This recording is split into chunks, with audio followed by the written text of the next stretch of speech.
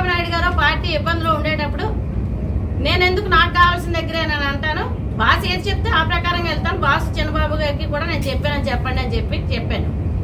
చెప్పిన తర్వాత అయితే మరి మీరు చీపురుపల్లికి రెడీగా ఉండండి అన్ని విధాలుగా కూడా అని చెప్పారు. సరే అలాగే అని చెప్పి అన్నాను. ఆ తర్వాత కూడా ఏదైతే మళ్ళీ ఐవీఆర్ఎస్లు తీసుకుంటున్నప్పుడు ఫస్ట్ సార్ తీసుకునేటప్పుడు చీపురుపల్లిలోని ఐవీఆర్ఎస్లోని నా పేరు పెట్టడం జరిగింది. వాళ్ళందరూ కూడా నాకు అప్రోచ్ అవ్వడం, మీరు రండి మీరు వస్తే బాగుంటుందని చీపురుపల్లిలో ఉండేటటువంటి పార్టీ నాయకులు నాకు అడగడం.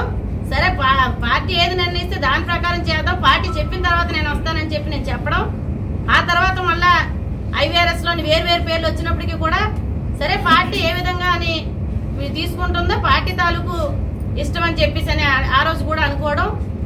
ఆ తర్వాత వరకు కూడా మార్చి 26వ తారీఖుని మళ్ళీ నాకు ఇక్కడ ఉండేటటువంటి కోఆర్డినేటర్ శ్రీనివాస్ రెడ్డి గారు కలిసి అమ్మా మరి చీపురుపల్లి తీసుకుంటారా లేకపోతే ఇంకేదన్నా ఎంపీది ఏమన్నా తీసుకోమంటారా ఏంటి అనేసి అని చెప్పేసి కనుక్కోవడానికి వచ్చానని చెప్పారు.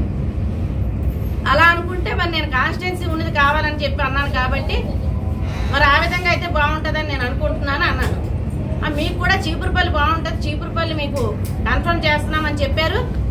కాబట్టి ఏమన్నా చేర్పులు మార్పులు ఉంటే అంటే ఏమన్నా మాకు డౌట్లు ఉంటే మాకు డౌట్లు ఉంటే మేము మీకు ఫోన్ చేస్తాము, డౌట్ లేకపోతే మాత్రం మీకు కన్ఫర్మ్ చేసినట్టే అని చెప్పడం జరిగింది. సరే అనుకున్నాము. 29వ తారీఖుని టీవీలోనే అనౌన్స్ చేసేటప్పుడు మరి ఇప్పుడు పోటీ చేస్తున్నటువంటి పెద్ద పేర్లు